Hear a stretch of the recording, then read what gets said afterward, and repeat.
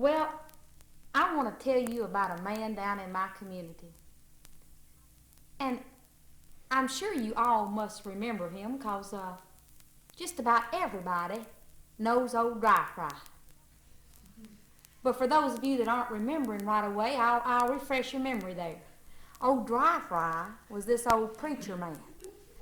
But all he ever preached for at revivals was the collections and all the fried chicken he could eat.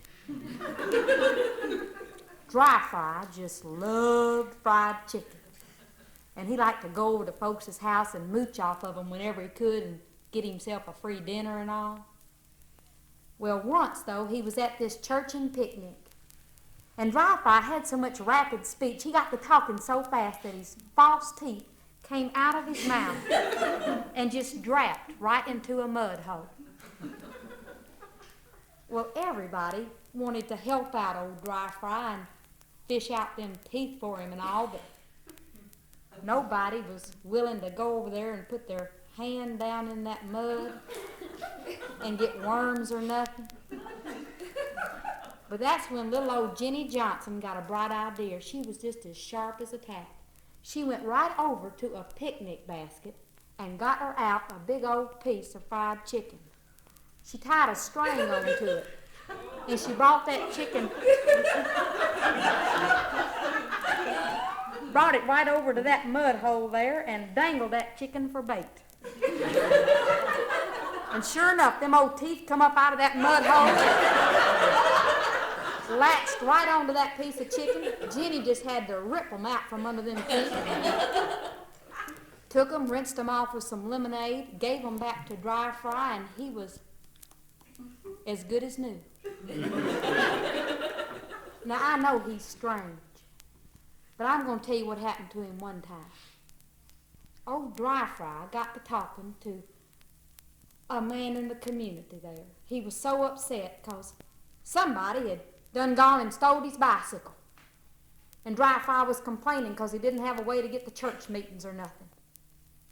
And the man said, Drye, if you're so upset about the loss of your bicycle, why don't you just wait till the next meeting? Get up there and take them commandments one by one, or whichever way you want to do it. And when you get to the one that says, thou shalt not steal, just give a frozen look out over the congregation. And the one that breaks out in the worst bead of sweat, that's going to be the one what done got your bicycle. Well, Drye thought that was a real good idea. So he stored up just enough power for that next meeting, and when he got there, he started taking them commandments. He took that last one and put it in there first, and put that first one and put it in wherever he wanted it, and when he got to the one that says, thou shalt not covet thy neighbor's wife, he remembered where he had left his bicycle.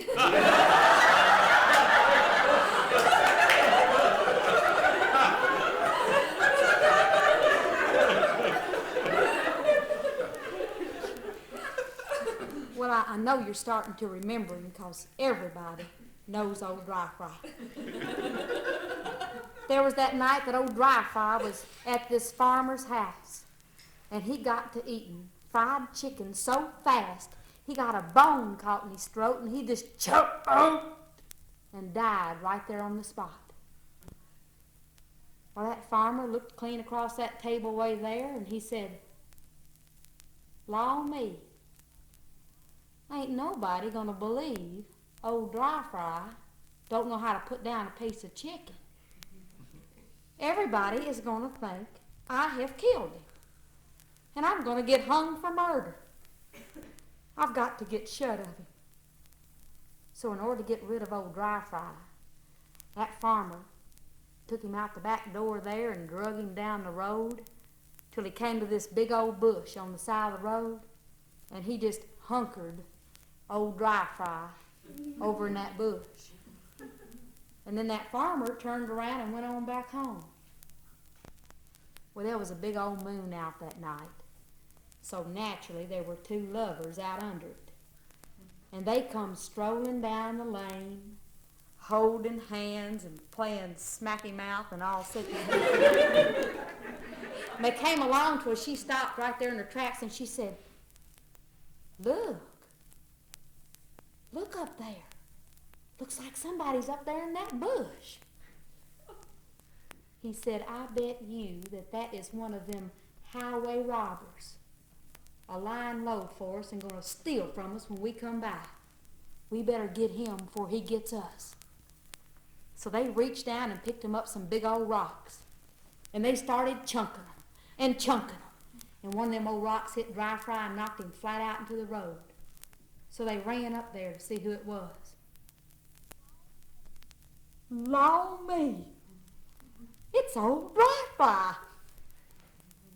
Everybody knew old Drye Frye. Why, we have done killed him. And we're going to get hung for murder.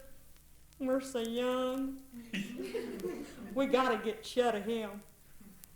So they took old Drye Frye and started dragging him up a hillside there till they came to this farmer's big old corn house, had a corn crib right next to it. And they just sort of leaned old Drye Frye up against that corn house. That was kind of easy to do because Riggy Morty had started to set in. And then them two lovers, they turned around and huggy bear, kissy face all the way home. Well, the farmer that lived there was up before the crack of dawn, washing up his face with cold water, getting ready for the day. Folks had been stealing from him, and he wasn't going to let it happen again. He looks out his window way there, and he thought he saw somebody up at his corn house. So he opened up that window, and he gave a holler. You get away from there, or I'll shoot. You get away from there, I'm going to blast you one. Reached over, got his gun, and when he shot, that old preacher man hit the ground. That farmer ran up there to see who it was. Law me, that is old Drye Frye. Everybody knew old Drye Frye. Well, I've done killed him. I gotta get shut of him. I'm gonna get hung for murder. Stuffed him into the corn house because he knew he was going to have to wait till it got good and dark before he could do anything. And as soon as it did, that farmer got him one of them big old burlap bags that everybody has. Stuffed old Drye Frye into it, got it up onto his shoulder, and started heading down this country lane, going to find a place to hide him, maybe in the woods. Well, the farmer's coming down the road, and he doesn't see it, but up on the hill, there come two rogues, and these two thieves had been out stealing that night, and they each had them a big old sack of hog meat on their backs. And they come up over the hill there, and they see somebody down the road the other way. So them two crooks, they have to drop them heavy loads of hog so as not to have nothing to weigh them down, and they run whippity-cut into the woods as fast as they could go. Now they're deep enough in the woods that they can't see anybody, but they hope whoever that was didn't see them. Well, that farmer, he didn't know nothing because he's got his nose up in the sky there. He's coming along bumping and a dumping old Drye Frye. Came along till he spied those two sacks in the road. So he sat down old Drye Frye and he opened up one of them bags to see what was in it. And he saw it was filled with hog meat. So he just sort of looked over each shoulder there and traded Drye Frye for one of the hogs. Got it up onto his back and headed on home. Why, them two crooks come out of the woods and they are kicking and fighting at one another and cussing and saying, whose idea was it to take the country lane? They should have cut through the woods. They done lost their stealing. They come out and they see their bags still there. So they put them up onto their backs. They head on home, and when they got to the meat house, they hung up them sacks on them meat hooks. And then they went on inside. Early the next morning, the wife of one of them rogues got out her butcher knife, and she went a-heading out to the smokehouse to get herself some meat for breakfast. She looked up there at them meat hooks and what was hanging on them, making her big decision. Then she put a big old rip in one of them bags, and out hung old Drye.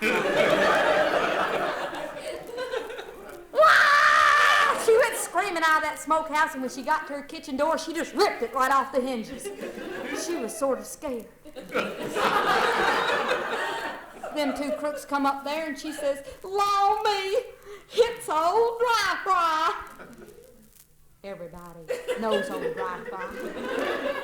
Why, them two men went out there and they saw what was happening, and they said, "Why, with all our trouble with the law, everybody's going to think that we have killed him, and we're going to get hung for murder.